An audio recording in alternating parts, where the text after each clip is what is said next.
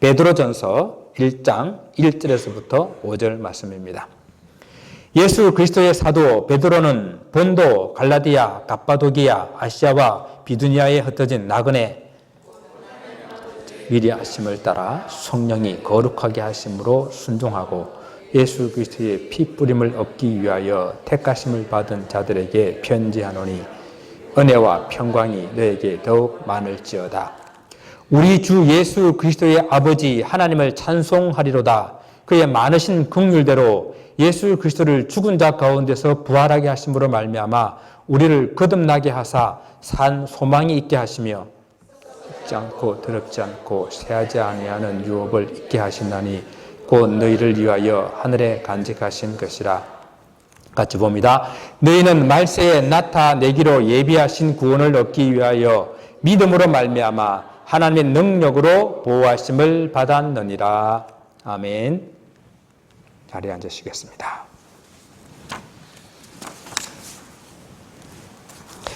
부활하신 주님께서 갈릴리 호수에 찾아오셔서 실패한 베드로를 회복시켜 주셨습니다.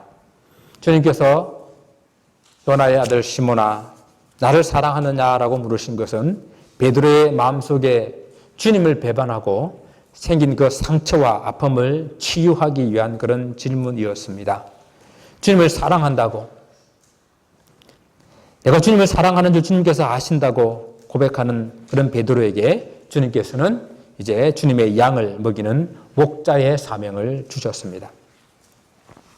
그래서 베드로 사도는 주님께서 함께 계실 동안에 실제 몸소 보여주신 그런 선한 목자의 삶을 이제 주님을 따르는 그 목자의 사명으로 감당할 때에 참 그것을 실천하면서 그렇게 살았어요. 보여주신 대로, 배운 대로 그렇게 실천하며 살았습니다.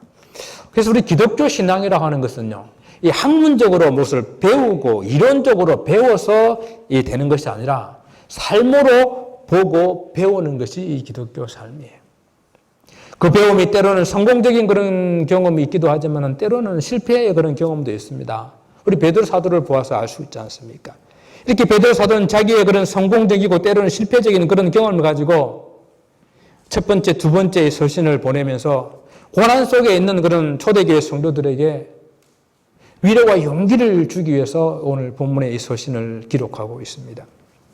베드로 사도는 주로 유대인들을 위한 그런 사역을 했다라고 우리가 알고 있죠. 그리고 사도 바울은 이방인들을 위한 그런 사역을 한 것으로 알 수 있습니다.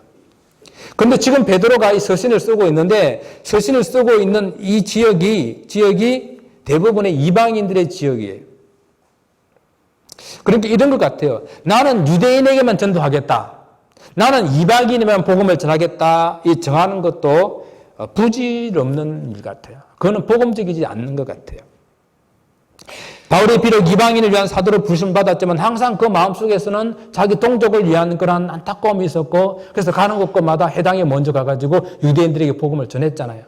물론 하나님께서는 그에게 복음의 열매들은 주로 이방인들이 되게 하셨지만 그래도 늘 그의 마음은 자기 동족 유대인들에게 있었습니다.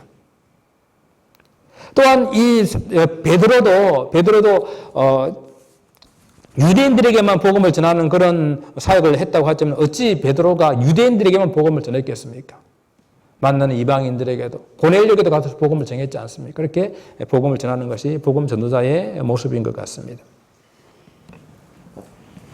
복음 전도라는 것은 그렇기 때문에 때를 얻든지 얻지 못하든지 기회가 주어지기만 하면은 누구에게든지 복음을 전하여야 하는 것입니다. 베드로 사도가 복음을 전할 당시 이 초대교회 성도들은 많은 핍박 가운데 있었습니다. 특히 이 본 서신을 기록할 당시에는 로마의 네로 황제의 대핍박이 시작되기 바로 직전이었기 때문에 성도들에게 좀 믿음의 어떤 격려와 또 이렇게 용기와 위로를 주어야 될 그런 필요가 있어서 본 서신을 기록하는 것입니다.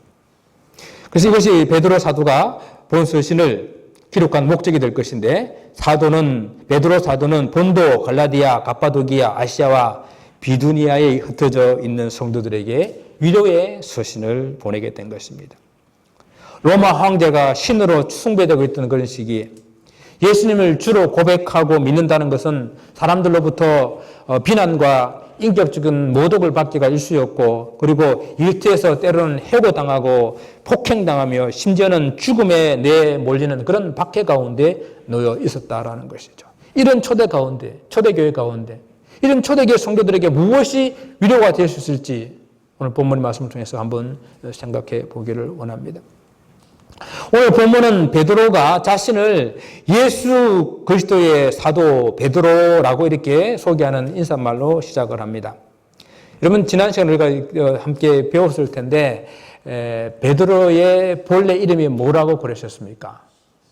시몬, 히브리 이름으로는 시몬, 그것을 그냥 헬라식으로 발음하면 시몬 되는데 예수님께서는 그를 만났을 때에 베드로라, 아람어로는 게바라 이렇게 이름을 지어 주었어요. 그런데 주님께서는 갈릴리 호수가에 찾아오셔서 부르실 때에 요한의 아들 시몬아라고 부르시지 않았습니까? 베드로도 아니고 게바도 아니고 주님을 알지 못할 때에, 주님을 처음 만났을 때에 그의 그 이름을 부르시면서 지금 이제 실망과 낙심 가운데 있는 그에게 다시 주님의 사명을 일깨워 주신 그러한 회복의 시간이었습니다. 그리고 난 이후에 이제 베드로의 사역을 보는 겁니다. 그래서 오늘 본문에 보게 되면 베드로는 이제는 당당하게 예수 그리스도의 사도 베드로라고 자신을 소개하고 있는 것입니다. 여러분, 자신의 그 정체성 있잖아요. 자기의 정체성을 깨닫고 남 앞에 나는 이런 사람입니다 라고 드러낼 수 있는 것은 그 상처가 회복됐다는 뜻이에요. 교회 다니다가 상처를 입으신 분들은 그게 잘 해결이 안 되게 되면 어디 가서 내가 크리스찬이라는 말을 잘 하지 않습니다. 우리 자신이 그리스도인이라는 정체성을 깨닫고 우리가 세상 가운데서 자기를 드러낼 수 있어야 됩니다. 주님께서 가이사랴 빌립보에 이르렀을 때에 물어보잖아요. 세상 사람들이 나를 누구라 하느냐라고 물어보았어요. 오늘 우리는 이 질문을 다시 바꿔서 이렇게 물어봐야 됩니다. 여러분은 세상 가운데서 자기를 누구라고 생각하며 누구라고 드러내놓고 살고 있습니까? 오랫동안 직장 생활을 했는데 사람들이 하는 말, 그 사람이 크리스찬이었는가? 내가 전혀 몰랐는데? 라고 말하면 이것은 결코 칭찬이 아니에요. 여러분, 사랑에 빠진 사람의 그 얼굴에 있는 기쁨을 감출 수가 없잖아요. 우리가 예수 그리스도의 하나님의 사랑을 받은 성도들의 그 삶을 감출 수 없는 거예요. 크리스천의 삶은 드러날 수밖에 없는 거예요. 물론 그 반대의 경우도 하나님께 영광이 되지 못합니다. 어떤 경우가 하면은 매주 교회 다닌다면서 매일 새벽기도 간다고 하면서 왜 삶이 저 모양이야? 이것도 영광이 되지는 못하죠. 요즘 그 TV에서 캠페인도 하더라고요. 우리 좀 이 세상 살아가면서 좀 더 예의를 가지고 신앙 인격을 가지고 그렇게 살아가야 합니다. 식당에서나 마켓에서나 은행에서나 기타 공공장소에서 좀 품격이 있는 그런 행동을 해야 된다는 이야기예요. 왜요? 나중에 결국 다 만나요. 때로는 내가 그 사람이 또 나의 고객이 되고 그래서 만난다는 것이죠. 아니, 우리가 교회를 함께 세워가고 숨기면서 영혼 구원하자고 목표로 삼고 있는데 내가 무례하게 대해버린 바로 그 사람이 나중에 나의 전도의 대상이 될 수가 있어요. 그리고 우리는 또한 우리 같은 민족뿐만 아니라 타인종들에게도 예의를 갖춰서 행동해야 됩니다. 백인들에게는 그러지 못하면서 멕시칸이나 다른 소수민족들에게 함부로 대하는 그런 우리들의 모습은 없습니까? 내가 데리고 있는 종업원을 하더라도 예의 있게 인격적으로 대해야 합니다. 우리가 말은 잘 안 통해도요. 그들이 때로는 우리와 같은 크리스찬 사람들이 많이 있고요. 때로는 말은 잘 안 통했지만은 내가 저 사람이 믿는 하나님이면 내가 믿어보고 싶다. 그런 경우가 돼야 되잖아요. 저는 가끔 그래서 이런 질문을 한번 스스로 해봅니다. 우리 교회 성도님들은 이 세상에서 어떤 삶을 살고 계실까? 사람들 사이에서 어떤 사람으로 평가되고 있을까? 아파트나 이웃 사람들에게 어떤 사람으로, 어떤 분으로 알려져 있을까? 가끔 어떤 사람은요, 그냥 그분이 다니는 교회 찾아가서 그 담임 목사님 좀 만나보고 싶은 사람이 있어요. 그 이유는 여러분 상상에게 맡기겠습니다. 어디를 가든지, 여러분, 나는 남가주 예수사랑교회 성도임을 당당하게 밝히고 그에 걸맞는 그런 삶을 사시기를 권면을 드립니다. 전도는 우리가 이 안에서 은혜롭게 예배를 잘 드린다고 전도가 되는 것이 아니라 세상에 나가서 성도의 정체성을 가지고 성도답게 살아갈 때에 전도가 되는 거예요. 오늘 베드로 사도가 말하는 성도의 정체성이 무엇입니까? 오늘 본 서신의 수신자가 되는 지역의 성도들을 열거하면서 그들을 흩어진 나그네라고 이렇게 불렀습니다. 이 말은 흩어진 사람이라는 말과 나그네라는 이 말 두 단어가 합쳐져 있는 거예요. 흩어진 사람이라는 이 표현은 원래 구약에서는 바벨론 포로 이후에 이스라엘 백성들이 유대인들이 전 세계로 흩어져서 디아스포라 되었던 사람들을 가리키는 말이었어요. 디아스포라 유대인들을 나타내는 그런 말이었는데, 그러나 신약에 와서는 예루살렘의 박해가 시작되면서 사마리아와 유대와 다메섹과 그리고 소아시아 지역으로 흩어진 유대 기독교인들을 가리켜서 이 흩어진 사람들이라고 표현을 했습니다. 그리고 나중에는 유대교와 로마의 핍박으로 인해 가지고 전 세상으로 흩어져 있는 유대인과 기독교인을 다 포함한, 이방인을 다 포함한 모든 기독교인을 나타내는 말로 이 흩어진 사람들, 흩어진 나그네라는 이 말이 사용되게 되었습니다. 그래서 베드로 사도는 현재 로마의 핍박을 받아서 소아시아와 마게도냐 지역에 흩어져 있는 성도들을 흩어진 나그네라고 부르고 있는 것이에요. 초대교회 성도들은 이와 같이 예수를 믿는다는 이유로 고향에서 쫓겨나서 세상에 흩어져 살았고, 또 그들이 사는 이방인 땅에서도 낯선 사람, 외국인 것처럼 정처 없이 떠도는 그런 나그네의 삶이었습니다. 오늘 베드로 사도는 성도들을 흩어진 나그네로 표현하고 있는데, 바로 이 그리스도인들을 이 세상에서 낯선 자들, 이 세상에서 잠시 외국인처럼 사는 그런 나그네 생활을 하고 있는 사람들이라 규정을 하고 있는 겁니다. 이는 베드로 사도뿐만 아니라 히브리서에서도 그리스도인들을 여기는 영구한 도성이 없기 때문에 장차 올 것들을 찾는 자들이라고 이렇게 표현하고 있고요. 사도 바울은 빌립보서에서 시민권이 하늘에 있는 자들이라, 그래서 이 땅에서는 나그네의 인생을 살고 있는 사람들이라고 우리 성도들을 표현하고 있습니다. 근데 사실 성도뿐만 아니라 이 땅에 사는 모든 사람들이 다 동일한 거거든요, 사실은. 땅에 영구히 사는 것도 아니고 잠깐 살다가 가는 것인데, 성도라 하면은 그 진리를 깨닫고 그래서 깨달은 진리대로 살아가는 사람, 이 사람들 성도라고 할 수가 있겠습니다.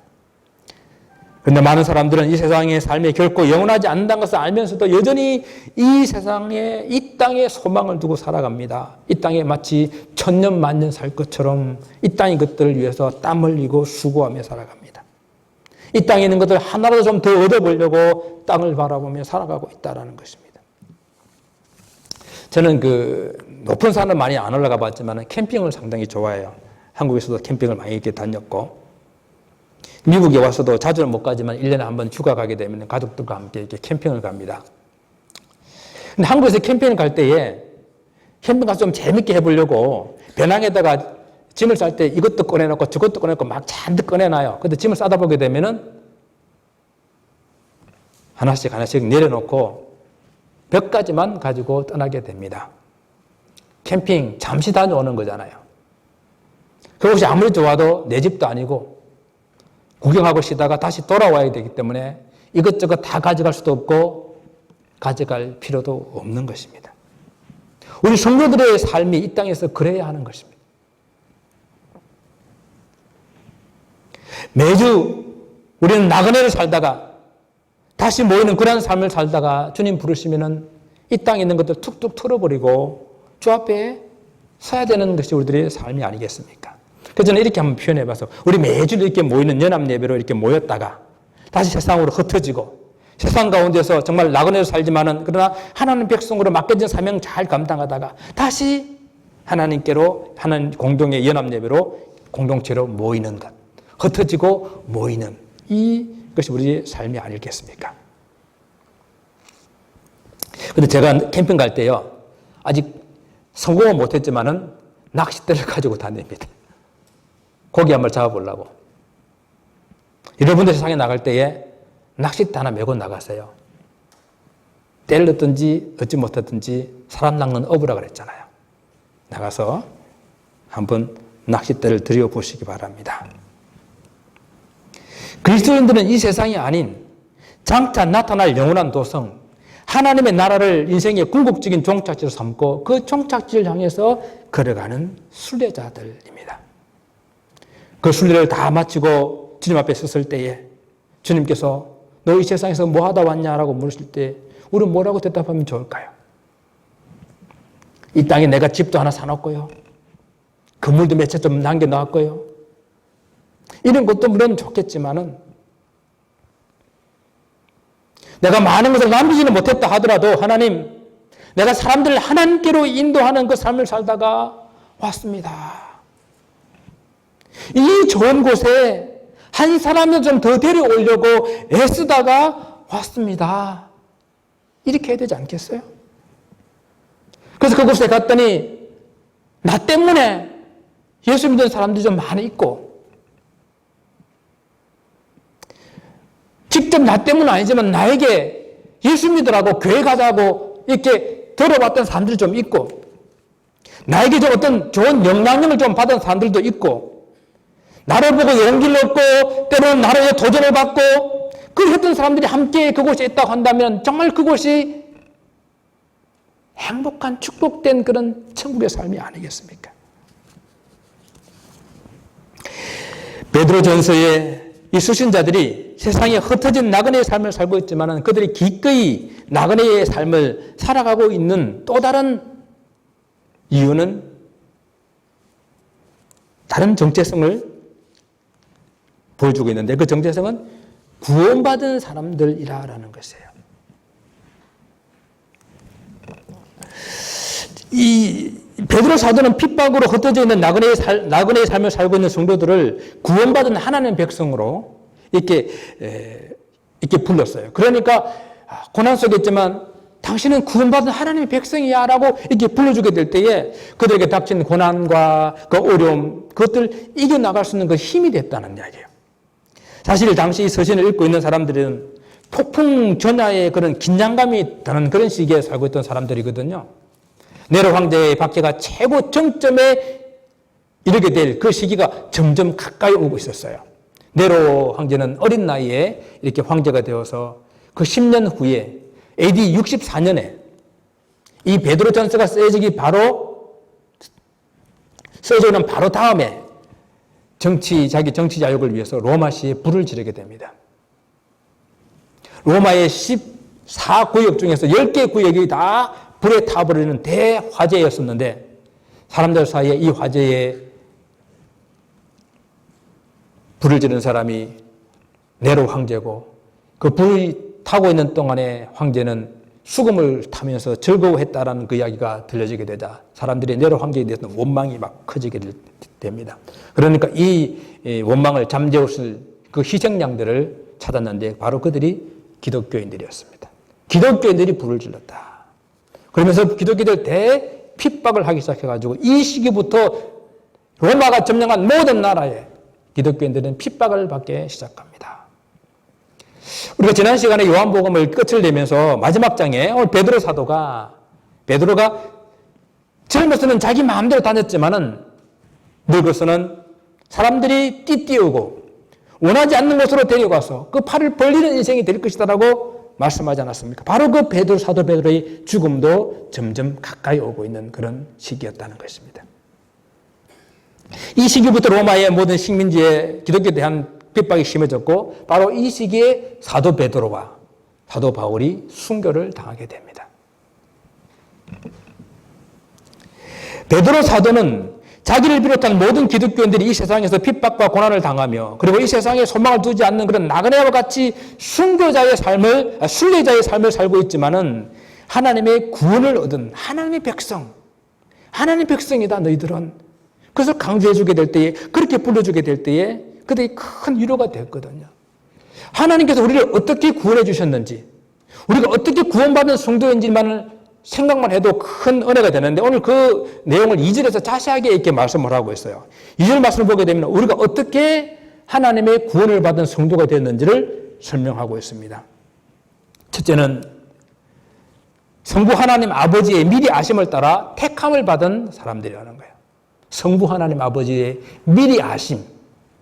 여기서 미리 아심이라고 하는 것은요, 단순히 내가 조금 후에 일어날 일들을 미리 안다 하는, 예지한다는 그 정도의 이야기가 아니라 하나님께서 미리 선택하시고 계획하시고 구원하시는 그 섭리의 모든 것을 다 포함해서 미리 아신 하나님이라고 말씀을 하는 거예요.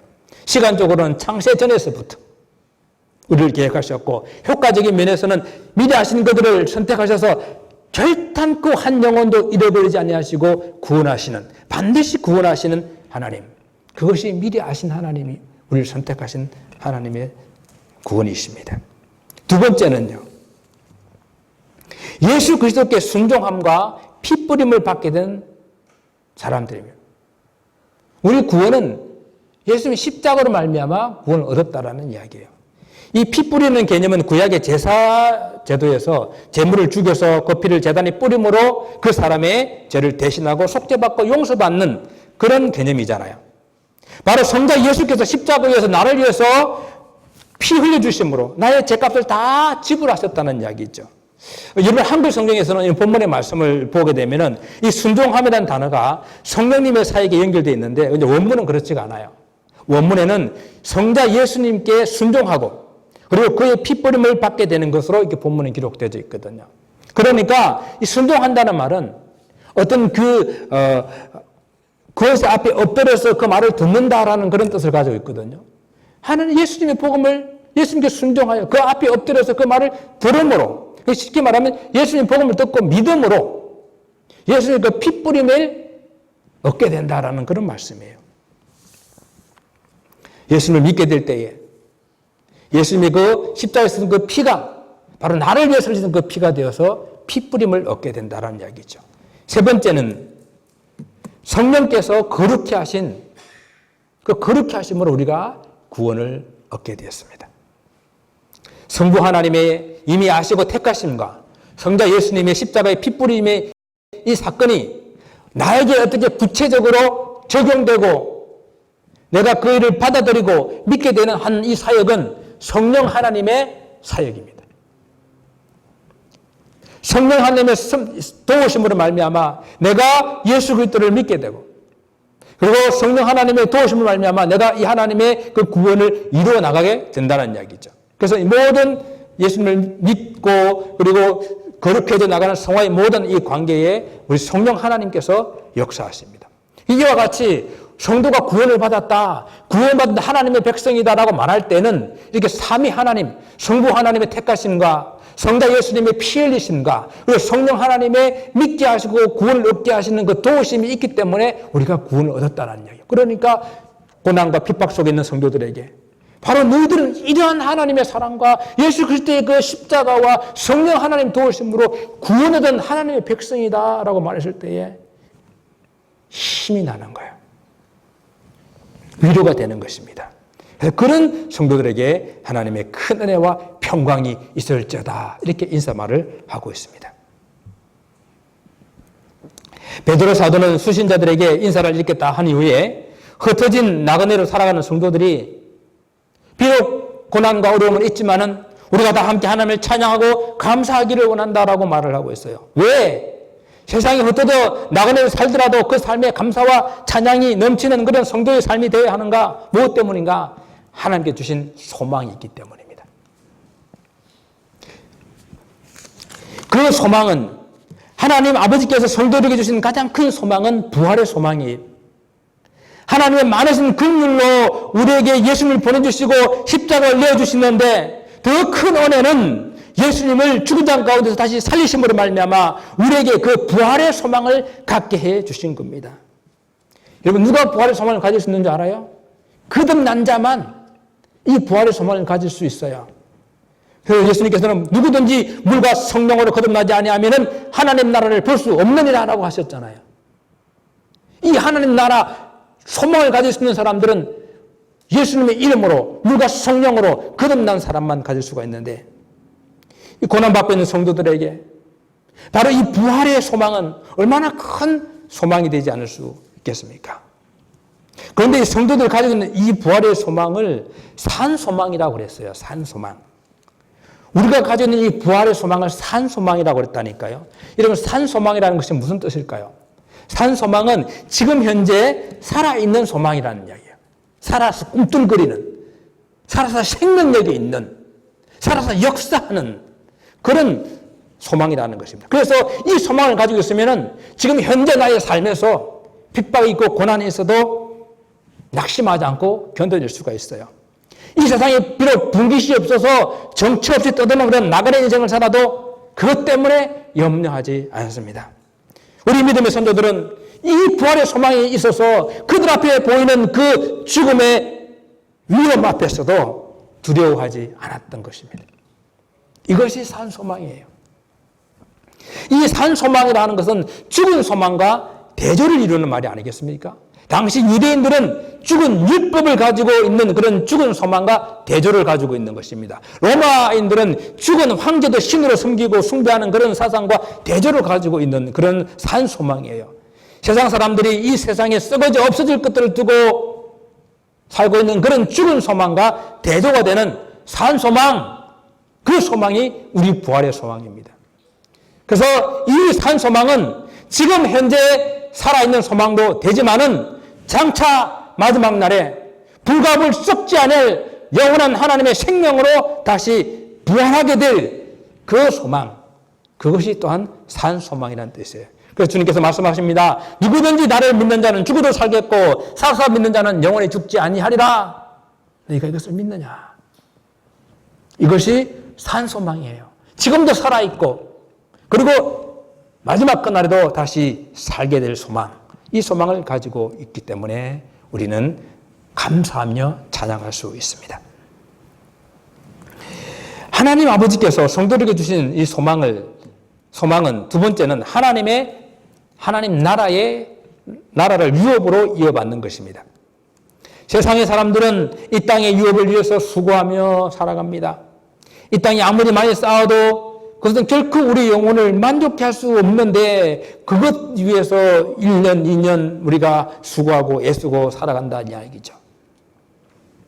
심지어는 그것을 위해서 땀 흘리고 수고하지만은 때로는 속이고 심지어는 사람의 목숨까지 빼앗아서 자기 것으로 삼는 그런 일들을 하면서 살아갑니다. 어떤 부자가 있었어요. 어떤 부자가 평생 걸쳐서 많은 재산을 모았는데 갑자기 병들어서 이렇게 죽음을 선고받게 됩니다. 그래서 자기가 모아놓은 이 재산이 너무 아까운 거예요. 그래서 자기 가족도 믿을 수가 없어가지고 친구 변호사를 몰래 불렀습니다. 그 변호사에게 이렇게 부탁을 했어요. 내가 죽으면은 이 내 모든 재산을 다 정리해가지고 현금하고 폐물로 만들어서 내 무덤에 좀 넣어달라 이렇게 부탁을 했어요. 그러니까 친구가 그러겠냐고. 그러고 난 다음에 그 재산과 집을 다 팔아가지고 자기 가지고 그 무덤에다가 수표 한 장을 딱 썼습니다. 수표 한 장을 무덤에 넣어줬어요.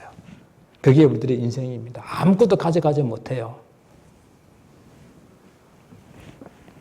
성도들이 이어받을 유업은 썩어 없어질 이 땅의 것들이 아닌 썩지 않고 더럽지 않고 새하지 아니하는 하늘의 유업이에요. 여러분, 우리 사람들 가끔 이 땅에 좋은 부모들 밑에 태어난 사람들 금수저라 그러죠. 그렇지 못한 우리 같은 사람들은 흙수저라 그러는데 사실 우리가 금수저예요. 우리 하나님 아버지께서 미리 아시고 우리를 선택하셔서 이 하나님께서 우리를 택하셨는데 우리가 금수저잖아요. 금수저. 태어날 때부터 우리는 하나님 백성인데.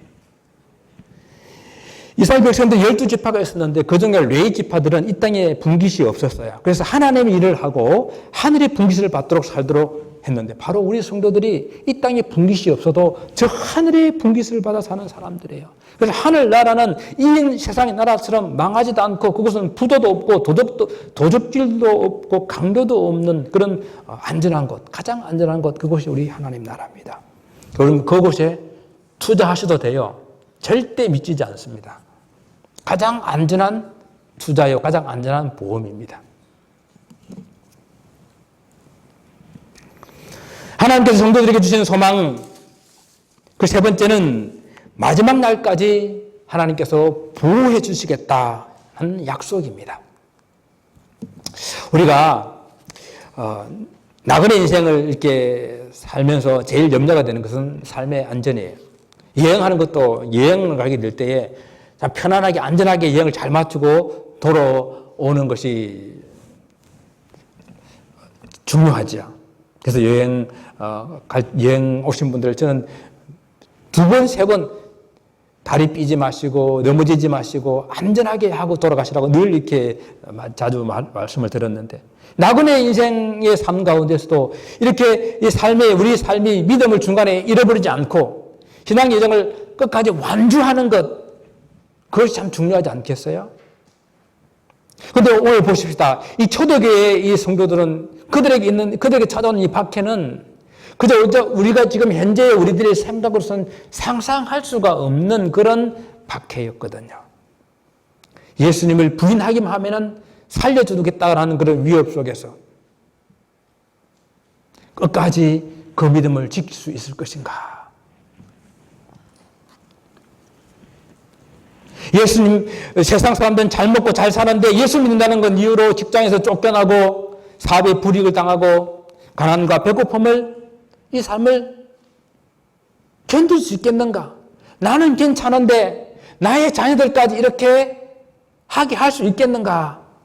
이런 염려가 있지 않았겠습니까? 원형 경기장에 끌려가 굶주린 사자 앞에서도 끝까지 나는 믿음을 지킬 수 있겠는가? 염려할 수 있지 않겠습니까? 근데 이러한 실제적인 고난 속에서도 하나님께서 하나님의 능력으로 보호해 주시고 믿음을 지킬 수 있도록 하나님께서 약속해 주셨다라는 것입니다. 오늘 베드로 사도가 무엇으로 이렇게 무슨 근거로 이런 확신을 가지고 있습니까?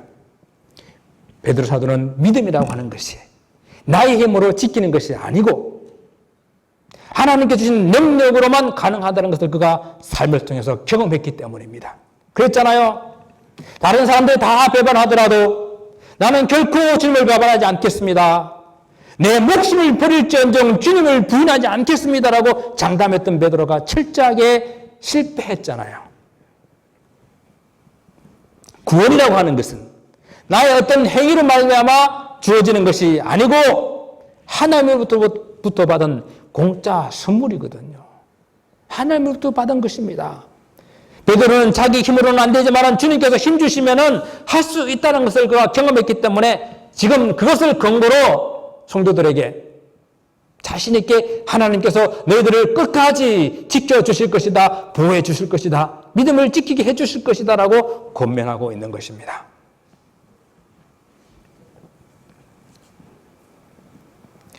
마지막 날까지 그 믿음을 보호해 주실 그런 하나님을 그들에게 소개하면서 구원은 나의 확신으로 주어지는 것이 아니라 마지막 날까지 보호해 주시겠다는 하나님의 약속, 그것이 신실하기 때문에 하나님은 약속하시면 반드시 지키시는 분이시기 때문에 그 약속에 근거하여 나의 구원이 확신이 있는 거예요. 사랑하는 성도 여러분, 우리의 신앙은 저 천성을 향하여 순례하는 나그네 인생의 신앙입니다. 천국을 향해서 순례하고 있는 사랑하는 성도님 여러분들의 나그네 인생은 지금 안전하십니까? 이 세상에 소망을 두지 않고 하늘에 소망을 두고 사는 바로 하나님의 백성들인데 우리는 하늘나라의 시민권자들인데 혹 우리의 소망이 이 땅에 썩어지고 더럽혀지고 쇠할 그런 곳에 있지 않습니까? 사랑하는 성도 여러분, 우리의 소망은 썩지 아니하고 더럽지 아니하고 쇠하지 아니하는 하늘의 소망입니다. 이 소망을 가지시고 다시 세상으로 흩어져 살 때 어려움이 있어도 낙심하지 말고 위협이 있어도 두려워하지 말고 염려하지 말고 끝까지 붙드시는 하나님의 능력으로 승리하시고 다시 이 자리에 모이는 사랑하는 성도님 되시기를 주님 이름으로 축원을 드립니다. 기도하겠습니다. 아버지 하나님 감사합니다. 하나님 우리를 흩어진 나그네의 삶을 비록 살고 있지만은 그러나 아버지 하나님 우리를 하나님의 놀라우신 그 선택하심과 예수 그리스도의 피 뿌리심과 그리고 성령님의 도우심으로 구원해 주시고 이 세상에 부활의 소망을 가지고 아버지 하나님 살 수 있게 하신 하나님 감사합니다. 결코 흔들리지 않은 하나님의 그 구원의 약속을 아버지 하나님 우리에게 주셔서 아버지 하나님 마지막 날까지 우리를 붙들어 주시겠다고 약속하셨으니 감사합니다. 아버지 하나님 한 주간도 이 믿음 가지고 하나님 염려하지 않고 낙심하지 않고 승리하며 살다 돌아오는 사랑하는 성도들의 삶이 될 수 있도록 축복하여 주옵소서. 감사하며 예수 그리스도의 이름으로 기도드리옵나이다. 아멘. 우리 잠시 말씀을 묵상하며 기도하기를 원합니다. 여러분의 순례자의 인생에 정말 하나님만 붙들고 살아가야 가장 안전합니다. 그런데 세상의 것들, 결코 우리와 영원히 함께할 수 없는 그것들 때문에 낙심하고 실망하고 애쓰고 힘쓰는 그런 인생들 되지 않기를 원합니다.